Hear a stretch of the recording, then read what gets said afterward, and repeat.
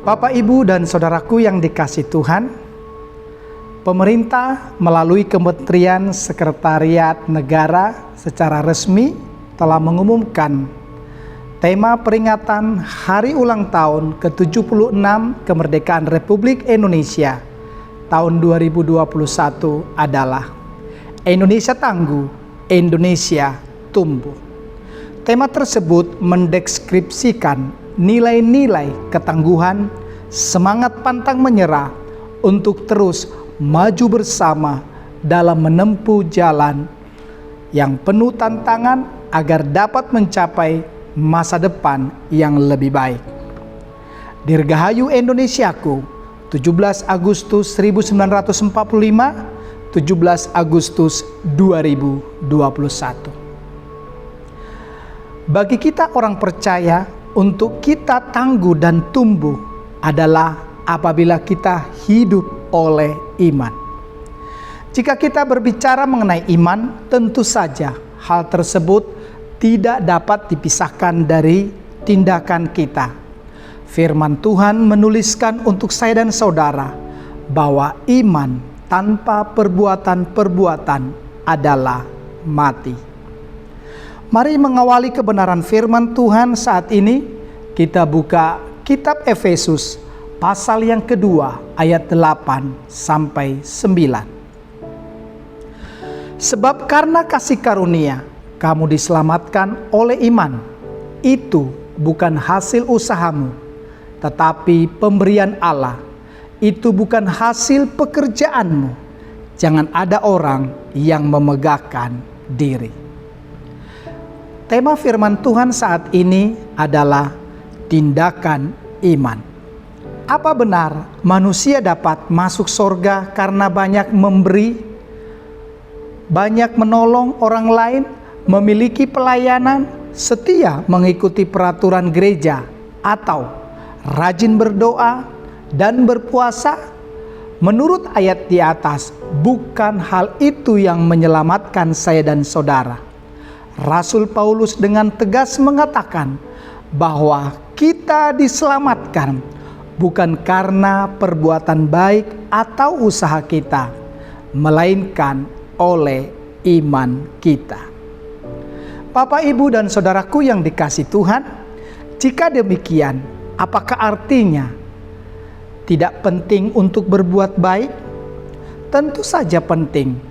Sebagai orang percaya, Yesus mengajarkan saya dan saudara untuk berbuat baik kepada sesama kita, menjadi teladan yang baik bagi banyak orang, dan menjaga kekudusan hidup kita. Hanya saja bukan hal-hal itu yang dapat membuat kita masuk surga. Surga tidak dapat dibeli oleh perbuatan kita. Satu-satunya mata uang yang dapat membawa kita ke surga adalah iman. Ya, iman kita sangatlah mahal. Bapak, Ibu, dan saudaraku yang dikasihi Tuhan, para ahli ekonomi saat ini mengatakan barang paling mahal adalah properti.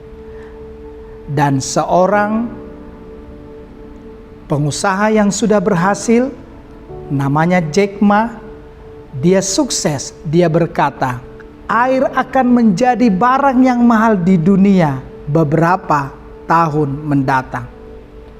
Namun saya ingin mengatakan bahwa iman kita adalah barang termahal yang pernah ada di dunia ini. Katakan amin. Iman kita, atau dengan kata lain, kepada siapa kita menaruh percaya, dapat membawa kita ke surga kekal atau membawa kita kepada kebinasaan. Jika kita menaruh iman kita kepada Yesus, kita akan diselamatkan. Keselamatan yang saya maksud tidak hanya berbicara mengenai surga, tetapi juga menikmati kasih karunia atau anugerah Tuhan, kesembuhan, mengalami mujizat, diberkati, dan panjang umur. Sedangkan jika kita menaruh iman kita pada ketakutan, kekhawatiran, atau hal-hal lain selain Tuhan, hal itu hanya akan membawa kita kepada penderitaan dan penyesalan. Tahukah Bapak, Ibu, dan Saudara sekalian bahwa iman kita memiliki bentuk? Artinya, kita dapat merasakan dan melihat iman seseorang. Mari kita lihat di dalam Yakobus pasal yang kedua, ayatnya yang ke-18. Tetapi mungkin ada orang berkata, padamu ada iman dan padaku ada perbuatan. Aku akan menjawab dia, tunjukkanlah kepada imanmu itu tanpa perbuatan, dan aku akan menunjukkan kepadamu imanku dari perbuatan-perbuatanku. Dalam Ibrani pasal 11, kata iman selalu diikuti dengan tindakan atau sikap hati.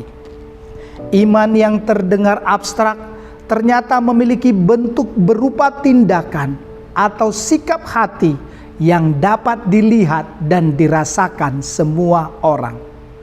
Atau dengan kata lain, jika kita ingin melihat iman seseorang, kita dapat melihatnya melalui perbuatan atau sikap hati orang tersebut. Dalam Ibrani 11 ayat 3 ditulis, karena iman kita mengerti tanda orang beriman. Dia memahami dan mengerti kebenaran firman Tuhan. Bagaimana cara kita mengerti kebenaran? Dengan cara mempelajarinya. Jadi orang yang mengatakan saya percaya kepada Tuhan adalah orang yang senang mempelajari kebenaran firman Tuhan dan menjadikan kebenaran bagian dari rutinitas hidupnya. Ibrani pasal 11 ayat 4 mengatakan, karena iman Habel telah mempersembahkan. Perhatikan, iman dikaitkan dengan mempersembahkan sesuatu. Tidak berhenti di sana. Ayat di atas dilanjutkan, korban yang lebih baik daripada korban Kain. Jadi iman mempersembahkan yang terbaik, bukan sisa. Ibrani pasal 11 ayat yang ke-8 mengatakan, karena iman Abraham taat. Jika kita percaya kepada Tuhan, kita akan taat kepadanya. Kita akan lebih mempercayai apa yang Tuhan ucapkan dan perintahkan daripada apa yang kita lihat dan rasakan. Ayat ini dilanjutkan ketika ia dipanggil untuk berangkat ke negeri yang akan diterimanya menjadi milik pusakanya. Iman berarti taat kepada Tuhan. Ketika kita dipanggil, ketika kita mendengar kebenaran, sekalipun kita belum mengerti apa yang akan terjadi di depan, bukan taat ketika kita dalam keadaan terjepit atau tidak ada pilihan lain. Bentuk lainnya dalam Ibrani 11 ayat 20 dikatakan, karena iman maka Ishak sambil memandang jauh ke depan memberikan berkatnya kepada Yakub dan Esau. Iman dikaitkan dengan melihat jauh ke depan kepada janji Tuhan, kepada yang kita harapkan, bukan kepada situasi atau kondisi yang sedang kita alami. Masih banyak lagi, iman dikaitkan dengan mempersiapkan yang terbaik, menolak dan meninggalkan cara hidup dunia, percaya kepada kematian dan kebangkitan Kristus, menaklukkan masalah dan tantangan, melakukan kebenaran, menyambut musuh dengan kasih, dan lain sebagainya. Kita dapat membaca dan merenungkannya sendiri di dalam Ibrani pasal yang ke-11. Satu hal yang perlu kita ingat, bahwa semua tindakan atau perbuatan tersebut mereka lakukan karena mereka percaya kepada Tuhan, bukan karena menginginkan sesuatu dari Tuhan, namun tidak dapat dipungkiri, akibat mereka percaya kepada Tuhan, mereka mendapatkan sesuatu dari Tuhan. Bapak, Ibu, dan saudaraku yang dikasihi Tuhan, Yakobus pasal 2 ayat 26, firman Tuhan, sebab seperti tubuh tanpa roh adalah mati, demikian jugalah iman tanpa perbuatan-perbuatan adalah mati. Banyak orang tidak menyadari bahwa tindakan dan ucapan mereka adalah bentuk dari pernyataan iman. Saya berikan contoh. Jika kita lumpuh dan percaya kesembuhan, mungkinkah kita terus-menerus berbaring di tempat tidur? Tentu saja tidak. Sampai satu titik, kita akan berusaha bangkit dari tempat tidur dan mulai mencoba berjalan. Itu tanda kita percaya. Jika kita terus-menerus berbaring di tempat tidur, itu hanya menunjukkan bahwa kita tidak percaya kesembuhan. Jadi, orang yang percaya firman Tuhan pasti bertindak. Katakan amin. Beberapa kali Yesus memuji iman orang-orang yang ditemuinya. Contohnya, kita bisa lihat satu kisah pada Lukas 7 ayat 50. Setelah wanita berdosa itu meminyaki kaki Yesus dengan minyak wangi, Yesus kemudian mengucapkan, "Imanmu telah menyelamatkan engkau." Bapak, Ibu, dan saudaraku yang dikasihi Tuhan, penting bagi kita untuk mengerti bahwa iman seseorang dapat terlihat dari tindakan orang tersebut. Perlu kita garis bawahi bahwa yang Yesus puji bukanlah perbuatan wanita itu, melainkan imannya. Banyak orang saat dalam masalah bertanya, "Apa yang harus saya lakukan?" Pertanyaan itu menyiratkan sebuah fakta bahwa mereka mengira perbuatan merekalah yang terpenting, yang dapat mengubahkan situasi. Beberapa orang lain juga mengira jika mereka berbuat sesuatu yang rohani, seperti banyak berdoa, berbuat baik, memberi persembahan, dan lain sebagainya, barulah Tuhan akan mengabulkan doa dan permohonan mereka. Saya mau katakan, sungguh ini keliru. Tentu saja tidak ada yang salah dengan berdoa, berbuat baik, atau memberi persembahan. Kita semua pun melakukan hal tersebut. Namun, bukan perbuatan-perbuatan itu yang menyelamatkan kita, melainkan apa yang mendorong kita melakukan perbuatan-perbuatan itu yang menyelamatkan saya dan saudara. Galatia pasal 3 ayat yang 11 jelas mengatakan bahwa tidak ada orang yang dibenarkan karena melakukan hukum Taurat, karena orang yang benar akan hidup oleh iman. Perhatikan, firman Tuhan katakan, bukan karena perbuatan, melainkan oleh iman. Mari kita gali lebih dalam supaya kita benar-benar mengerti. Saya mau ngambil contoh dua orang Kristen yang beribadah di dua gereja yang berbeda. Orang pertama mendengar hamba Tuhan berkhotbah di gerejanya. Kalau kamu tidak memberi persepuluhan, kamu mencuri uang Tuhan, kamu menipu Tuhan. Akibatnya, Tuhan akan mengirimkan binatang pelahap untuk menggerogoti berkat di dalam hidupmu. Setelah mendengar khotbah di atas, karena merasa takut mencuri uang Tuhan, orang pertama kemudian memutuskan untuk memberi persepuluhan. Orang kedua mendengar khotbah mengenai persepuluhan di gerejanya. Tuhan sudah sediakan kelimpahan bagi setiap orang percaya. Ketika kita menabur, Tuhan berjanji melipat gandakan setiap benih kita menjadi 30, 60, dan 100 kali lipat. Jika kita percaya kepada janjinya mengenai kelimpahan, mulailah menabur. Setelah mendengar khotbah itu, karena percaya kepada janji Tuhan, orang kedua kemudian memutuskan untuk memberi persepuluhan.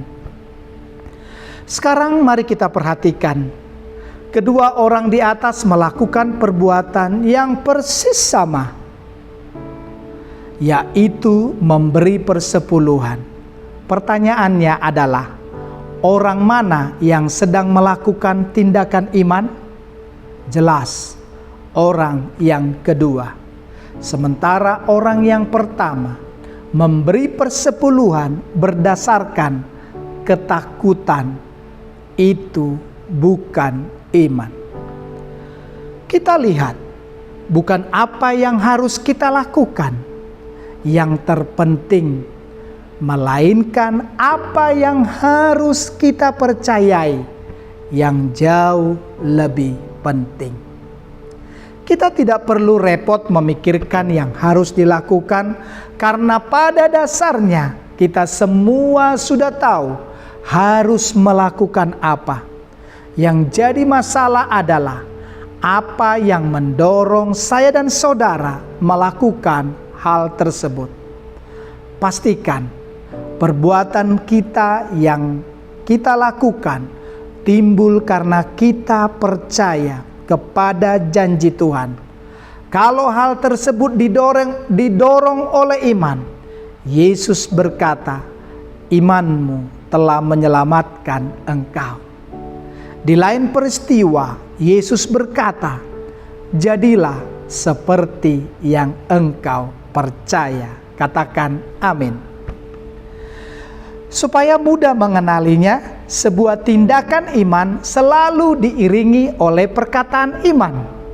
Sedangkan tindakan ketakutan selalu diiringi oleh perkataan penuh kekhawatiran dan ketakutan. Suatu hari ada seorang perwira yang meminta kesembuhan kepada Yesus untuk hambanya yang sedang terbaring sakit. Kita bisa lihat di dalam Matius 8 ayat 5-13. Yesus menawarkan diri datang kepada hamba tersebut.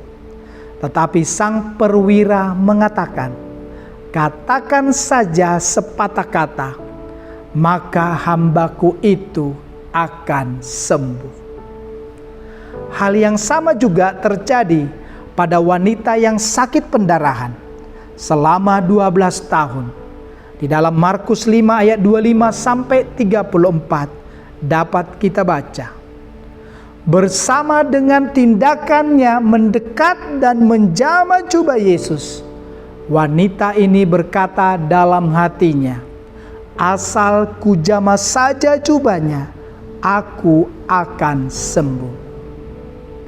Mari kita perhatikan perkataan dan tindakan iman selalu berjalan bergandengan. Jadi, apa itu tindakan iman? Tindakan yang kita lakukan karena kita percaya kepada janji Tuhan. Kita bisa mengecek hidup kita dengan mudah. Apakah tindakan, perbuatan, atau keputusan yang kita lakukan didasarkan karena kita memegang janji Tuhan, atau karena ketakutan dan kekhawatiran? Dengan kata lain, untuk melakukan sebuah tindakan iman, kita perlu tahu kebenaran firman Tuhan. Kita perlu tahu janji Tuhan. Tindakan iman bukanlah tindakan yang dilakukan karena nekat, sok berani, atau tanpa pertimbangan, melainkan sebuah tindakan yang lahir akibat kita membaca dan merenungkan, lalu memutuskan untuk percaya kepada Yesus dan janjinya. Sesuai firman Tuhan di dalam Roma 10 ayat 17 dan Yosua 1 ayat 8. Jika saya dalam ketakutan, apakah yang harus saya lakukan? Kita tidak menemukan cara lain untuk mengobati penyakit bernama takut dan khawatir selain dengan percaya kepada janji Tuhan. Kita perlu membaca dan merenungkan firman Tuhan setiap hari. Jika kita sering menyiksa pikiran kita dengan hal-hal negatif, seperti membaca berita negatif, menonton film, dan membaca buku yang memperlihatkan nilai-nilai yang negatif, bergaul dengan orang yang negatif, tidak heran hati dan pikiran kita penuh dengan hal-hal negatif. Kita perlu segera mengganti semua hal-hal negatif itu ke dalam hati dan pikiran kita dengan kebenaran firman Tuhan yang memerdekakan. Haleluya.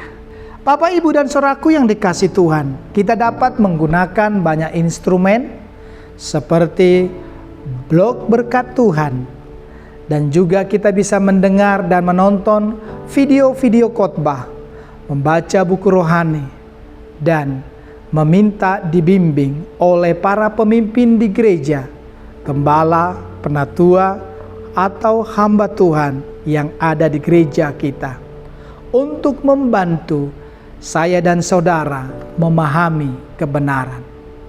Bapak, Ibu, dan saudaraku yang dikasihi Tuhan, tinggalkan pergaulan atau kebiasaan yang buruk yang tidak mendukung pertumbuhan iman saya dan saudara. Jika kita masih tidak mengerti, jangan berhenti. Bertanyalah, cari jawabannya, sampai kita benar-benar memahami dan hati kita mempercayainya. Jangan kasih ruang kepada iblis untuk menipu hidup kita. Saya mau katakan satu kesimpulan buat kita semua dari tindakan iman. Tindakan kita adalah bukti kita menyetujui sesuatu dan bukti dari sesuatu yang kita percayai. Seperti contoh di atas mengenai persembahan. Jika tindakan kita adalah takut memberi karena takut kekurangan, berarti kita sedang mempercayai situasi dan kondisi lebih dari janji Tuhan. Atau dengan kata lain, kita setuju bahwa situasi dan kondisi tersebut adalah bagian hidup saya dan saudara. Sebaliknya, ketika kita memberi, itu adalah bentuk kita lebih mempercayai janji Tuhan dibandingkan situasi dan kondisi yang kita alami. Itu adalah tindakan iman. Bapak, Ibu, dan saudaraku yang dikasihi Tuhan, tindakan iman membuat kita melihat jauh ke depan kepada janji Tuhan, kepada apa yang saya dan saudara harapkan, melampaui situasi dan kondisi yang sedang kita alami. Tuhan Yesus memberkati kita semua. Shalom. Mari kita berdoa. Tuhan Yesus, hidup kami adalah karena iman. Dan firman Tuhan berkata, iman tanpa perbuatan-perbuatan adalah mati. Dan apapun yang kami lakukan adalah karena kami percaya akan janji Tuhan. Dan kami mau pegang janji-Mu. Tuhan berkati kami semua. Tuhan pulihkan segala sesuatu. Indonesia ada di dalam tangan-Mu. Pelayanan kami, gereja penyebaran Injil ada di tangan Tuhan. Jemaat-Mu ada di tangan-Mu. Terima kasih Tuhan. Kekuatan, sukacita, pengharapan yang baru kami taruhkan hanya kepada Tuhan Yesus saja. Terima kasih Tuhan. Berkati Bapak Gembala, berkati para penatua, berkati hamba-hamba-Mu, berkati seluruh jemaat-Mu. Kami percaya di dalam kami hidup oleh iman, maka setiap hari kami akan menyatakan dan mengalami kasih dan kuasa Tuhan. Terima kasih Tuhan. Kami mengucap syukur dalam nama Yesus. Haleluya. Amin. Shalom.